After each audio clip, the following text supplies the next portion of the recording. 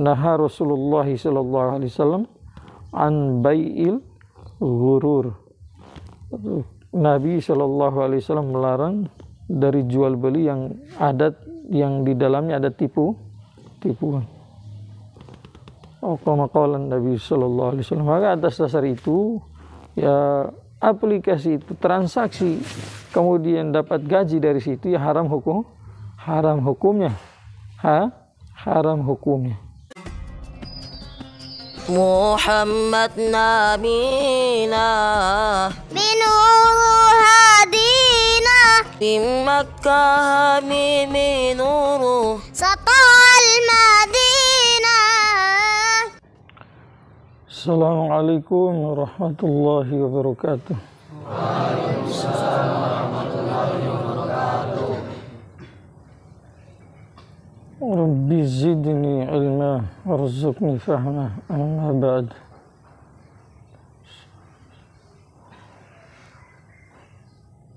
Mendapat gaji itu kalau dari kerja yang betul, gaji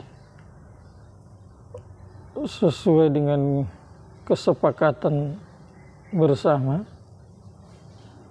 sah-sah saja dalam Islam. Bahkan salah satu dari penghasilan yang halal, dapat gaji itu orang kerja di toko yang dijual barang-barang yang halal, bukan barang yang haram. Terus di kesepakatan 1 bulan gajinya misalkan 1 juta atau 1,5 juta, maka sah-sah saja itu. Cuma yang berkaitan dengan seperti yang penanya atau yang bertanya itu mengenai gaji dari aplikasi ABK.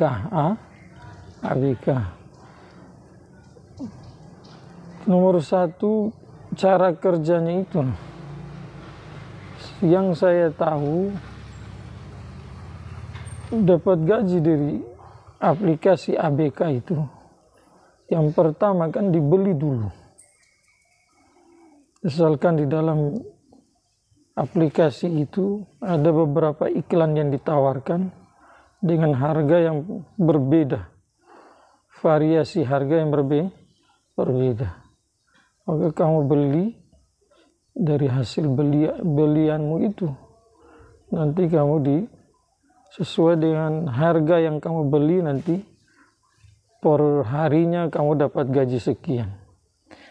Pertanyaan nomor 1, pertanyaan itu, apakah akad itu sah atau tidak itu?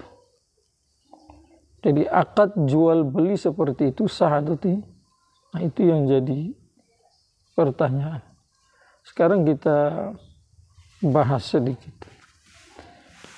Jual beli sendiri jelas dalam Islam itu ada, makanya dalam hadis juga ada. Atas dasar itu ulama dalam kitab-kitab fikih juga menulis bab mengenai muamalah yang diawali dengan kitabul buyu, kitab yang menerangkan mengenai jual beli. Cuma dalam jual beli itu ada syarat-syaratnya itu. Kalau syaratnya itu tidak terpenuhi, maka akadnya itu jadi batil. Kalau akad itu jadi batil, berarti uang yang kamu kasih tidak jadi milik orang yang dikasih, barang yang kamu miliki tidak jadi milikmu. Sehingga apa yang terjadi dari hasil jual beli tadi, kalau ada hasil menurun ke bawah, semua jadi berantakan. Jadi haram dimakan. Saya kasih contoh, misalkan kamu jual somai, jual apa? Jual somai atau jual bakso atau bikin rumah makan. Terus ada, na'udzubillah, seorang pelacur datang membeli dengan uang dari hasil pelacuran. Hasil pelacuran, melacur itu kan haram. Walaupun sebagian orang-orang yang otak miring itu, hati bengkok, yang mengatakan halal karena dasarnya suka sama suka. Jelas ini dalil konyol, dalil akli yang tidak sesuai dengan akal yang sehat, yang jelas-jelas bertentangan dengan nas Al-Quran. Lalu kita kembali, hasil zina tadi itu, seorang wanita datang, dari hasil zinanya dia dapat uang, dia datang beli sama kamu somai atau beli bakso atau masuk ke rumah makan kamu makan, maka uang ini kan tidak jadi miliknya, ini uang haram. Karena transaksi mereka tadi itu, mereka berdua, paham tidak? Transaksi mereka berdua tadi adalah transaksi yang dalam kacamata Islam ini transaksi yang tidak sah. Paham tidak? Sehingga wanita yang dia serahkan dirinya untuk laki-laki tadi tidak sah, haram. Paham tidak? Yang berikutnya, uang yang dikasih oleh laki-laki untuk wanita juga tidak sah, tidak, alias haram. Makanya uang ini bukan milik dia. Penyerahan diri untuk laki-laki dengan cara tidak sah tadi, laki-laki tidak boleh gunakan, tidak boleh ambil manfaat dari situ, haram hukumnya. Maka apa yang dikasih oleh wanita untuk dia tadi tidak halal untuk laki-laki itu, sebagai imbalan dari laki-laki untuk wanita yang dikasih juga tidak halal untuk wanita. Maka uang ini dibawa untuk dibelikan apa tadi? Makanan, somai kah, bakso kah, atau beli makanan apakah, atau beli apa saja itu, beli baju kah. Maka uang ini tidak halal untuk itu, tidak halal untuk wanita itu memakai. Dan kalau dipakai untuk beli, maka tidak halal untuk yang menjual menerima. Paham tidak? Nah, sama juga kita kembali ke transaksi dalam aplikasi ABK itu. Nomor satu, kamu beli dari siapa? Kamu beli tidak jelas orang. Paham tidak? Yang kedua, yang kamu beli tidak jadi milikmu. Karena setelah kamu beli di transaksi online itu, barang itu tetap dalam genggaman orang yang membuat itu aplikasi. Jelas ini cara jual beli seperti ini tidak sah. Karena yang kalau kamu beli dengan cara yang sah itu, maka jelas aplikasi yang kamu beli itu dalam kekuasaanmu 100%.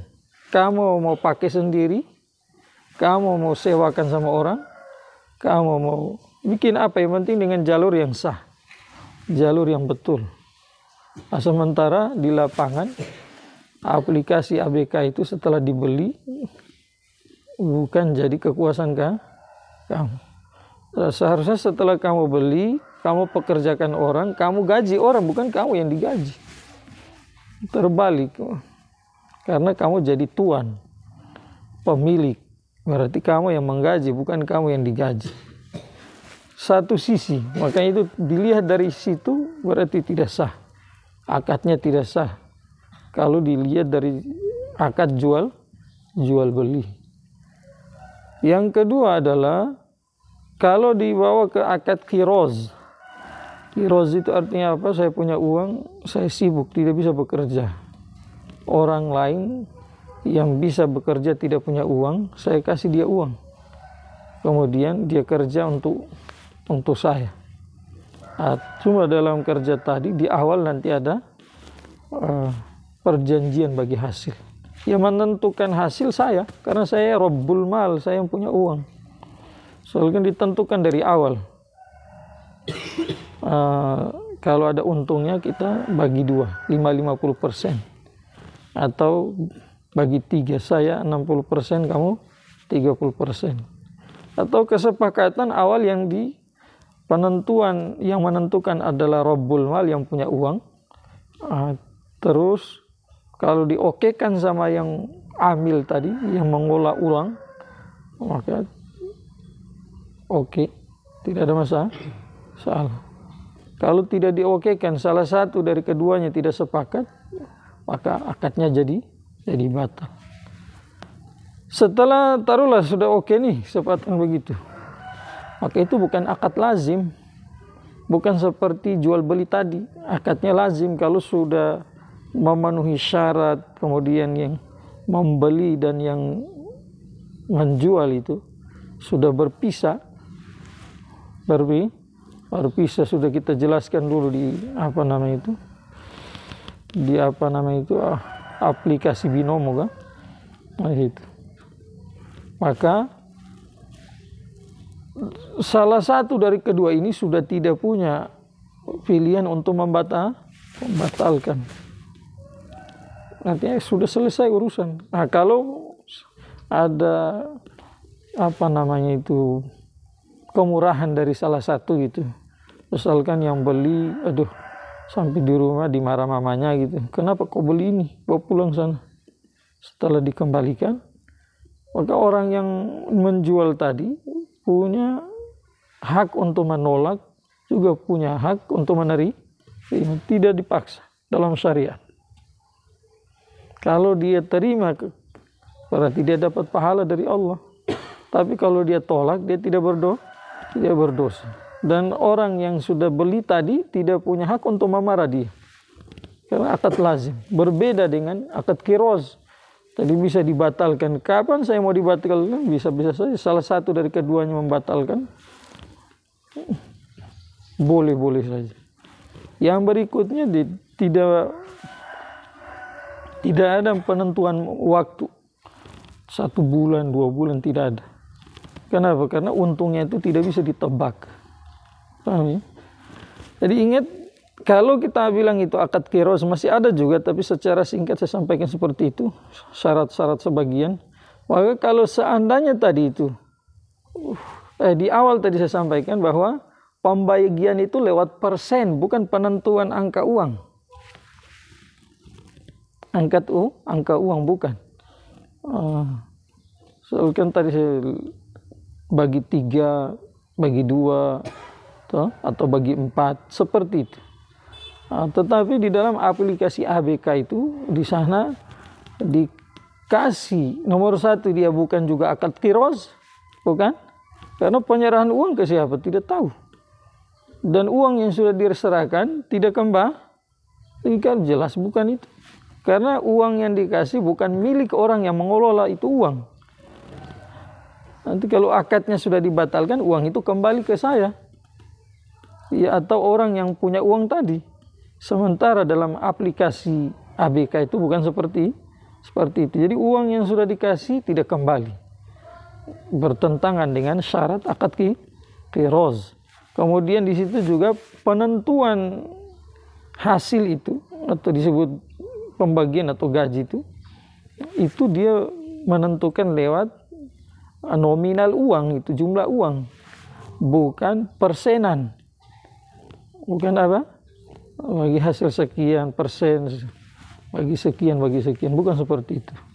Makanya ditinjau dari segi ini juga jelas akadnya tidak sah, karena bukan juga akad qiroz. Yang ketiga adalah di dalamnya itu ada kemungkinan bisa unsur penipuan. Karena kita tidak berjumpa langsung itu. Kita hanya boleh lewat seperti akad binomo itu kan, yang naudzubillah orangnya itu sudah ditangkap, sudah diproses, yang terkaya mendadak, jadi sekarang miskin mendadak. Jadi ini kita tidak menuduh, tapi ada kemungkinan. Jadi ada kemungkinan seperti itu. Di situ ada kemungkinan bisa ada tipuan, maka agama sebelum terjadi masih ada celah di situ, sudah melarang itu agama lewat hadis Nabi Shallallahu Alaihi Wasallam, seperti mana kita sudah sampaikan di dalam pembahasan aplikasi binomo kali itu tidak haram. Kesaran kami ya ditinggalkan saja kerja yang di dunia nyata, atau kalau mau kerja di dunia maya yang jelas-jelas, jangan kerja seperti itu. Saya satu lagi, kalau seandainya yang saya tahu kan dibayar tuh beli, kalau seandainya tidak membayar, hanya digaji sesuai dengan jasa kita dalam menyebarkan itu iklan kah? Seperti mana sales kah? Atau apa itu? Hah? Apa yang biasanya bawa-bawa barang ke rumah itu? Hah? Sales? Nah, bawa-bawa barang kan dia bawa nanti dibayar sama perusahaan gajinya toh. Kalau seperti ini, kalau tanpa uang tuh kamu hanya modal untuk iklan yang mereka nampakkan, tonjolkan di aplikasi ABK itu lewat media online tadi. Kamu disuruh hanya sebar, nanti kamu digaji sesuai dengan seberapa banyak kamu sebar. Kalau seperti itu aslinya sah-sah saja, boleh-boleh, selagi yang kamu sebarkan itu adalah iklan, bukan iklan maksiat. Kalau kamu sebarkan adalah iklan wanita-wanita yang telanjang gitu kan, alhamdulillah, atau kamu sebarkan iklan-iklan yang lagu-lagu, di dalamnya ada lagu-lagu maksiat itu, nah, ini pekerjaan haram. Kembali lagi ke awal tadi, kalau pekerjaan haram akadnya tidak sah, akad batil. Maka dari akad batil tadi kamu dapat gaji, ya gajimu haram. Paham tidak? Maka dari setiap sisi itu, transaksi di dalam aplikasi ABK itu tidak dibenarkan dalam agama Islam. Maka dari hasil itu juga yang kamu dapat gajimu juga tidak dihalalkan. Maka anjuran kami ya ditinggalkan itu. Tidak usah kerja seperti itu. Semoga bermanfaat. Subhanallah.